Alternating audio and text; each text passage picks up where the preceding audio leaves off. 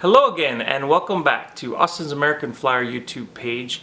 I invite you to join me today on a journey of intrigue and mystery and surprises and of course a lot of fun as we take a look at an engine that Kent sent to me and see if we can figure out what in the world is going on with this thing. If you've been to this YouTube page before, you've seen that there are several videos that I've done of engine refurbishments, and I've had some doozies. At least I thought so until this engine. So stay tuned. I want to break this into a couple parts because there's a lot here, and I think if you stick around, you'll find this a very nice tutorial of things to look for when you get a new engine.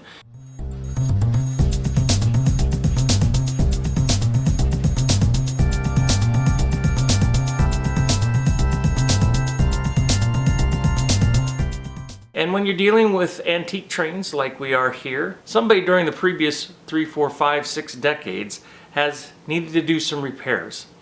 So the question is, how well did they do them and what were the consequences if they didn't do them well?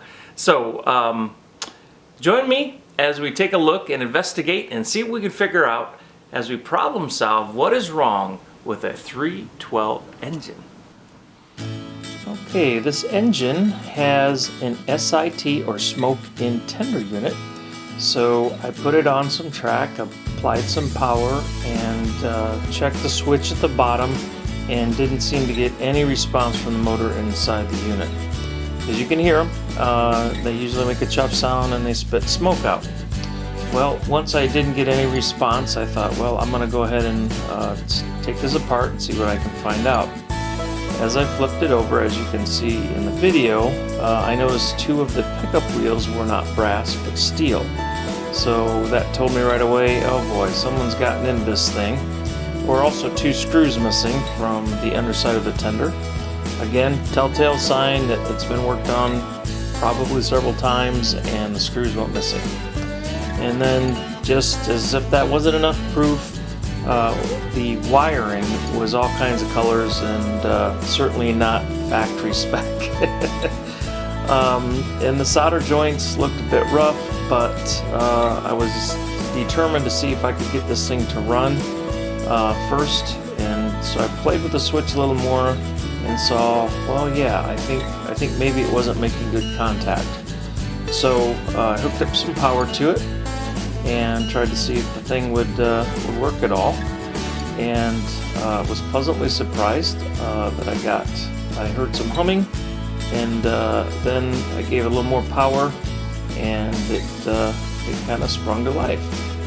And saw a little bit of smoke coming out, so very, very good signs. I did notice that the chuff was not very strong, so that told me that probably there was at least one small leak in the baffles, just because the chuff wasn't really there. Although the fact that the smoke was coming out really good was encouraging.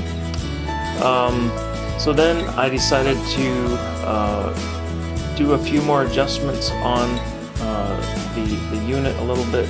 I saw there was a place that needed a little bit of lubrication underneath the baffles, so I did that and put more power to it, and saw that very quickly the smoke actually decreased. So it's moving. This video is moving so quick you can't see it, but I added some more smoke fluid, and it actually quit smoking altogether. And so I thought, well, I'm going to take the motor apart, take a look at the bearing surfaces, and see if I need to clean any old grease out. Also check the commutator and see what kind of shape that's in, see if there's any cleaning you need to do. And so here, that's what I'm doing. Unfortunately, these are fairly simple. Also, when you take a small motor like this apart, be very careful because the brushes are very small, but it's a good idea to check those as well, see if they're worn and real short. And then also check the surface of the armature. Make sure there's no grooves or damage there, and as you can see here, this one is dirty, not uncommon. So one of the things I always want to do is make sure those are clean I'm also using a small scribe there just to kind of check the surface, make sure that the debris on there is something that comes off, and then also checking the grooves between the plates, because you can get debris buildup in there and can cause the motors to lose some efficiency. Here I'm using a Scotch-Brite wheel on a Dremel tool to do a first initial kind of scrub down. And that's a very lightly abrasive, so it's not going to actually damage the copper face or put scratches in it, but it will remove the debris. Then I switched to wire brush. I believe this one was brass. Again, fairly soft, but certainly polishes things up. And I went back to use the scribing tool to clean a little bit more debris out. And then I grabbed a Q-tip, soaked it in some alcohol, and did a further cleaning of the surface just to make sure everything was spit shined. I also touched up the ends of the brushes to make sure those were good, as well as the bearing surfaces on the commutator and by the worm gear. And after inspection, everything was pretty good. It was time to add some lightweight grease and put things back together. And do a test fit, make sure that I don't have anything in sideways, and then put some power to it and see what happens.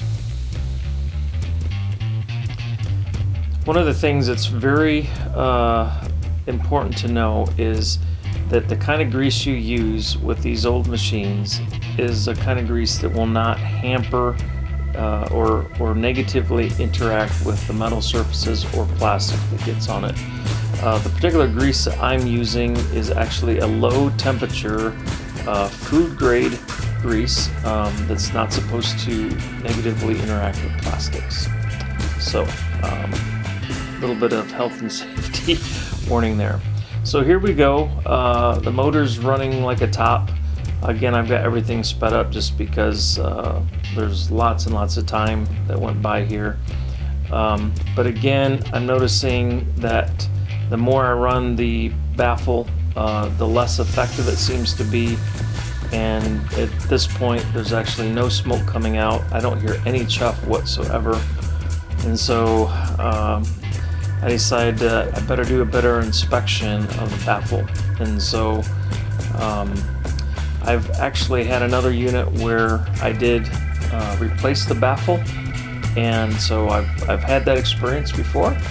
And not one I want to repeat, but nonetheless, as you can see here, I found a big gap in the side, and what I didn't take the time to zoom in on is after I took the Baffle assembly smoke generator loose and started inspecting it further, I found many holes and tears in.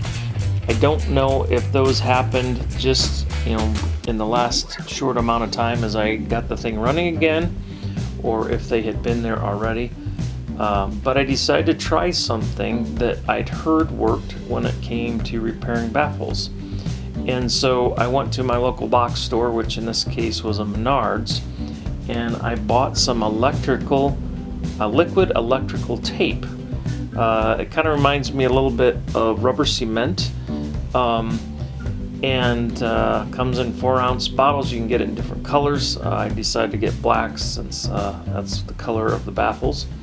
And I'll put a video clip of that later on in case you want to add that to your arsenal of repair supplies. But here you can see me with this dabbing amount, and the stuff is kind of thick.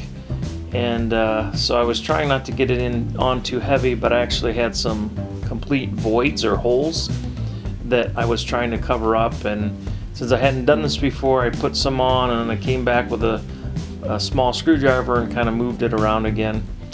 And then I'd let it sit for about a day, and then I'd come back and do another spot and let that sit. And like I said, as I turned the Baffle over, I found holes on just about every side. So I thought, well, this is going to be a real test if this stuff can withstand the creases and the motion of this motor, but I wasn't going to ruin the Baffle, so I went ahead and patched the spots and put everything back together, and thought, well, we'll quickly find out if this helped or if this hindered.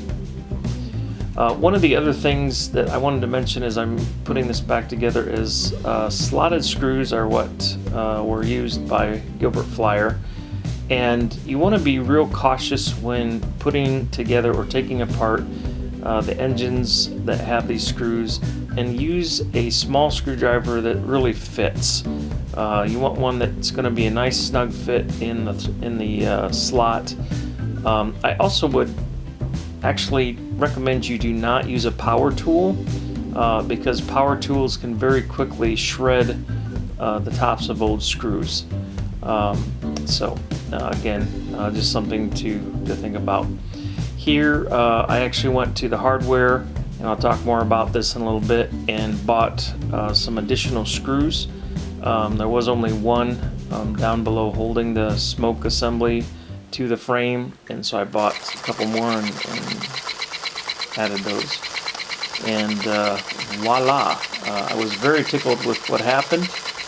Made a small adjustment to the screw on the flywheel there, and tightened that, or I should say loosened that up just a little bit, and we had good smoke and good chuff. Here is the liquid tape I mentioned earlier.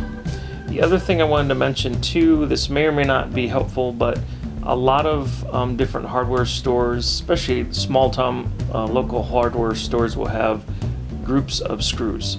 And there you have it. I hope you come back for further documentation as we fix this engine and tender 312. Enjoy your American Flyer trains.